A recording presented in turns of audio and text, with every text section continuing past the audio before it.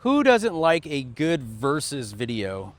We've got a GMC 2500 HD and we've got a Ford F250. So they're both silver, so that's great. A little bit different shades. This is a platinum. That's an AT4X AEV. They're both sitting on our McGaughys kits. This is sitting on a 4.5 inch. This is sitting on a 4 inch. And so I see and I hear a lot of comments about, oh, get a Ford because the Chevys, you know, are really hard to fit a big tire underneath them. And there's a lot of controversy around the GMC and Chevy wheel wells versus the Fords. So today I want to show you a little versus, because this GMC is sitting on 38 1350s. This Ford is sitting on 38 1350s. They both have 18x9 wheels, and this one's got a 4 inch kit and that one's 4.5 inches. So neither one of them rub. So for the guys that are hating on the GMCs, saying that they don't have no wheel clearance, one thing that I want to note is that over the years, yes, Chevys and GMCs have had a very small wheel well or unproportioned wheel well compared to the Fords being a little bit more circular and accommodate for a bigger tire, less ride height of a lift needed. But with these new 2020 and newer GMC platforms, this body style has actually opened up the wheel well, believe it or not. In the previous years, a 4 inch kit would warrant like a 35 1250. We weren't really doing 37s until you were sitting at about 7 inches or 6-7 inch range to clear them properly. So I want to just bring up the subject here when we're having these two trucks sit next to each other. Again, this is 4 inches and it's running 38 1350s.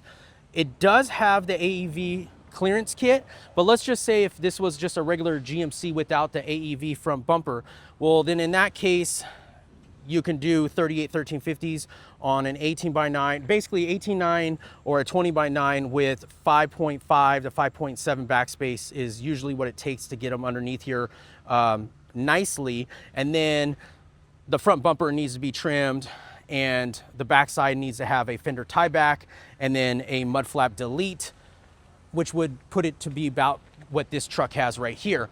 Now, mind you, the Ford 38 1350s, this one's sitting on 4.5 inches of lift, and this one has no modification on the cab side right there. This one does have a bumper spacer, but it's not needed for this 4.5 inch kit for 38 1350s.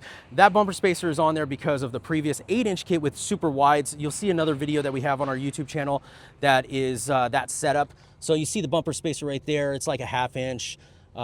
That it's not needed. But one thing that is needed with these Fords is majority of them come with a very, very tall lower air dam, you know, and that right there is usually the casualty where people have to clearance it, you know, trim it back and whatnot for the tire to clear. This one has a trimmer lower valance, so it's a lot shorter compared to the other ones that are like 6-8 inches tall. They're really tall.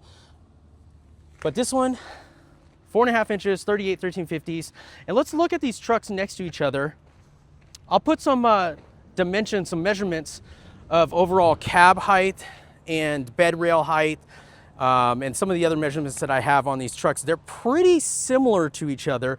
I will say that the bed rails and the bed floor height are pretty similar. The trailer hitch is pretty similar as well. Where the Ford gets a little bit more extra height to it is that the roof is taller. So they do present as a taller truck, a larger truck, but seeing these two trucks next to each other, really not that much of a difference. And as you can see, both of them on 38 1350s. Now, mind you, there's a lot of guys that want to go a little bit wider, a little bit more poke. That will alter how much clearance you have and how much trimming that you have to have when you go to turn the steering wheel left lock, you know, or right lock. Either way, the tire has to pivot. And what happens is, let's say this tire, let's say it was that much more at it.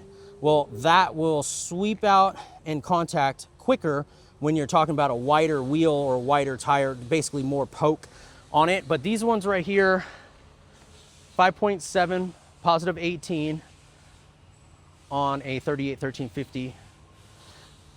Also want to note, we talk about this a lot, that our 4-inch kit does not widen the track span, okay? Does not push out the wheels any further. There's a lot of other kits on the market that are in this range of height, which add a little bit more poke to it. And that's just something to take into consideration because 1A, it disturbs your tire and wheel package clearance when you're turning left to right, because now it's like going to a, when you push out on the track width, it's like going to a wider wheel. But then also too, the other key thing to understand is that the wider track width trucks, the lift kits that are wider track width will require, because the wider the track width, the wider the span of the torsion bars on the lower control arms. That right there, where the torsion bar goes into the lower control arm, if the control arm is pushed out further, that means this torsion bar is wider, the span, and this is a torsion bar crossmember tunnel, okay? So if you notice there, the torsion bar goes through that piece of the frame. And when you have a wider track width, those lift kits require you to cut this crossmember open so then the torsion bar does not rub against the frame. So I wanted to point that out. A lot of people ask online, well, what's the big difference between a wider track width or non-wider track width? So installation wise, this one's a lot smoother of an installation, and let alone it doesn't push out the track width. The Ford kit, obviously no track width gain because it's a solid axle truck, but this one, I will tell you, this is our new 4.5-inch 4-link kit. Depending on when this video goes out, I may be premature on the kit coming out and releasing to the public, but we're very, very close. And this is our 4-link kit right here. So if you've seen our 8-inch kit that has the 4-link system on it, well, this is the same thing, but in a 4.5-inch version. It's not the same kit. It is a different kit. And it is 4.5 inches, 4.5-inch coil, progressive coil. It's got our M84 series Resivor shocks on it. It includes brake lines, upper track bar mount, and a drop pitman arm, so then the track bar and the drag link stay in sync for a very nice ride and control going down the road. Less feedback in the steering wheel because those are all matched up at the proper ride height. And also too, the drop track bar helps with the centering of the front axle from left to right. If you ever see a truck, one of these straight axles, these Fords or the Rams that have a straight axle, let me just show you right here. That is a straight axle, okay? That's what they call a straight axle. And if you don't have a drop track bar or a track bar that is centering the front diff, the front axle, you'll see where if it's too short, there's less poke on this side than the driver's side because the axle is pulled this way. That being said, that if you're seeing that, that's binding. It's not centered, and so that's gonna affect your ride quality and your handling going down the road. So for the guys that are looking for that extra, I guess, positive, like the best riding lift kit out there, that's one of the things that we pride ourselves on, is that everything is equalized, so it has zero feedback going down the road because of those reasons. It's all about angles, it's all about measurements, and getting everything to sync back correctly.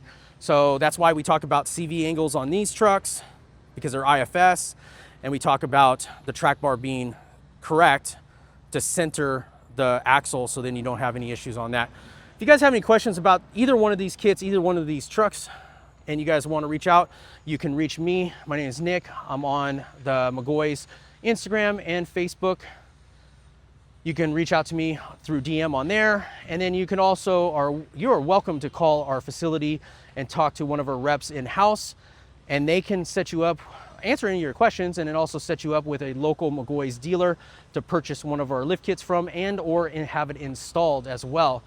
So just like I said, a real quick versus GMC IFS versus Ford F250 straight axle. I mean, like I said, the real only difference is the roof height, is because the roof is higher on the Fords. But overall, yeah, the hood's probably taller too. Definitely the Ford. I mean, the Ford has a 1/2 inch of lift extra more than this one, but still, the Ford does inch out overall height if you're looking for that look. That's what you're looking at compared to each other. And again, I just want to point out, You Ford guys that say that you guys have it made with these wheel wells, well, 38 1350s. GM guys, we got you covered. 38 1350s. Okay. As always, thank you for watching. Thank you for all the support, and we'll see you guys on the next video.